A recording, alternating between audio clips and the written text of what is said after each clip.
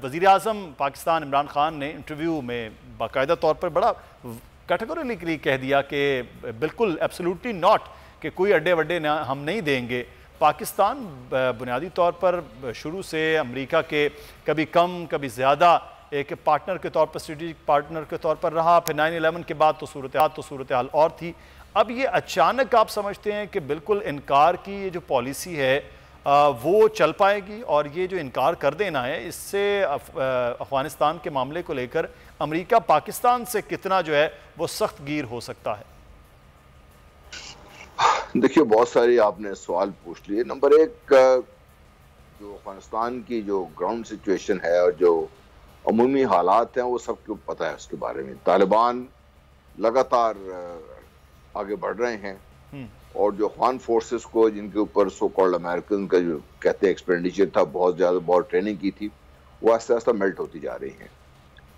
जो अफगानिस्तान में इस वक्त हुकूमत मौजूद है, जो हमें इतलात हैं, वो बराए नाम की है। तकरीबन अपने महल से बाहर शायद उनका हुक्म नहीं चलता, वो भी मुनक़सिम है आपस में। अभी रिसेंटली उन्होंने काफ़ी सारे अपने वज़रा को, आर्मी चीफ को भी चेंज किया है। अब मसला ये है कि इन सब लोगों को अगर एक टेबल पे बिठा के बात करनी है और बात ऐसे करनी है कि अफगानिस्तान की बेहतरी के लिए आगे चले, तो अमेरिका तो वो करने से काबिल नहीं है।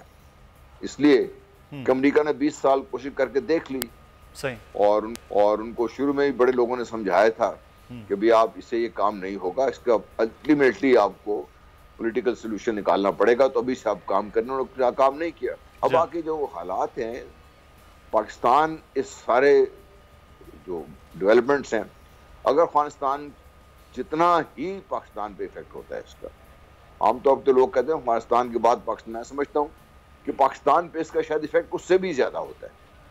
वो इसलिए कि हमें जो अफगान भाई हमारे हैं उनके दर्द में तो बांटना तो पड़ता है हमें। वो वहाँ से निकलेंगे, यहाँ पे आएंगे, इसके बाद जो अफगानिस्तान का अंदरूनी सूरत हाल है, चाहे कुछ भी हो, पाकिस्तान को मदद करनी पड़ती है, जाना पड़ता है वहाँ पे। और फिर चूँकि तालिबान का बहुत का ताल्लुक और बहुत सारों के साथ ताल्लुक रहा है, जब ये सोवियत यूनियन के ख़िलाफ़ थी, तो किसी हद तक पाकिस्तान के तालिबान से बातचीत भी जारी है, बातचीत होती भी रहती है। और उतना तो नहीं, लेकिन तालिबान पाकिस्तान की बात को गौर से सुनते हैं, मानते वो वही करते वही हैं जो उनकी अपनी मर्जी है। इस सूरत हाल में पाकिस्तान का ये फैसला ये गैर मुतवक्के नहीं था। अच्छा, मुझे गैर मुतवक्के नहीं था, क्योंकि अमेरिका जो वहाँ पे करता रहा 20 साल, अगर उससे वो हासिल नहीं कर सका, उन्होंने तो बमबारी की इंतहा कर दी ना वहाँ पे, जो इतनी टेक्नोलॉजी थी अपनी इस्तेमाल करके देख ली। तो पाकिस्तान से अड्डे लेकर, ये सिर्फ प्रैक्टिकल सोल्यूशन आपको कह रहा हूँ, पाकिस्तान में अड्डे रखकर क्या वही काम वो कर सकता है फिर दोबारा? अच्छा, पाकिस्तान के लिए जल्द साहब बहुत मुश्किल हो जाएगा अगर इस किस्म का मामला करे। लेकिन एक चीज़ जो हम अफगान हुकूमत की जानिब से देख रहे हैं, जैसे तालिबान आगे बढ़ रहे हैं, पाकिस्तान पर इल्ज़ाम तराशी के मामला हो रहा है, तो अगर वहाँ पर जो अफ़गान हुकूमत है, जैसी तैसी भी वो हुकूमत है, बहरहाल वो हुकूमत वहाँ पर मौजूद है, अफ़गान में तालिबान दोबारा से मुनज़्ज़म और ज़्यादा आगे बढ़ रहे हैं, तो इस सारे अमल में फिर अफ़गान हुकूमत तो पाकिस्तान के ख़िलाफ़ ही चल रही है, इल्ज़ाम ही लगाए जा रहे हैं, मामलात जो है पाकिस्तान के लिए तो ज़्यादा अच्छे साजगार नहीं बनाए जा रहे वहाँ पर बैठ के। देखिए, अफ़गान हुकूमत के मसाइल और हैं। अफ़गान हुकूमत ने भारत से अपनी डेवलपमेंट के नाम पर $3 अरब की तकरीबन रिश्वत ली है, जी हाँ, जिसकी बना पर उन्होंने भारत को ये मौका दिया कि उनकी सरजमीन इस्तेमाल हो पाकिस्तान के खिलाफ। नेटो फोर्सेस वहाँ पे थी, अमेरिका वहाँ पे था, फिर क्या वजह है कि पाकिस्तान में लगातार अफगानिस्तान से हमले होते रहे? ये क्यों नहीं कंट्रोल कर सके? इसलिए नहीं कि वो करना चाहते नहीं है। अब क्या ख्याल, अशरफ गनी के हाथ इतने साफ हैं कि वो बैठ के पाकिस्तान के खिलाफ बात तो करता रहता है, उसके हाथ इतने साफ हैं, पाकिस्तान के 70-80 हज़ार लोगों के खून में उसके हाथ नहीं रंगे हुए उसके। अफगान हुकूमत, जिसे मैं आपसे कह रहा हूँ ना कि अफगान हुकूमत ने अशरफ गनी की रेलेवेंस अब दिन ब दिन इतनी कम होती जा रही है कि शायद उसके महल में उसके अपने लोग भी बात ना सुने उससे। सही, उनको जो लीड कर रहे हैं, जो तालिबान, जो अफगान साइड को तालिबान के साथ बातचीत में, अशरफ गनी का दवा पे नाम भी नहीं, वो अब्दुल्ला कर रहे हैं उसमें जी।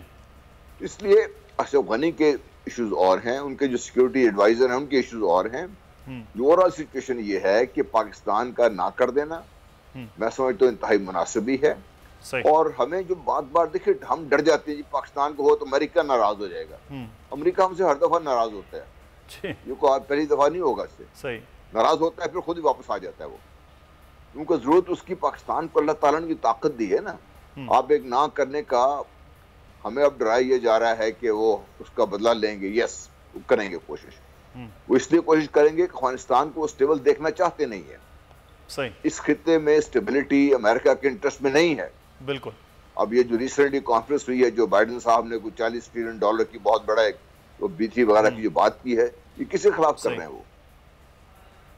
अगर आप समझते हैं सिर्फ चाइना, तो चाइना और पाकिस्तान को इस वक्त जिस तरीके से चल रहा है हमारे मामलात, क्या ख्याल है कि पाकिस्तान चाइना से अलग होकर काम कर सकता है कोई? ये चाइना पाकिस्तान को एतमाद में लिए बगैर किस खत्ते में कुछ काम करेगा? इसमें सब्सक्राइब करें और बेल दबाएं ताकि कोई खबर रह न जाए।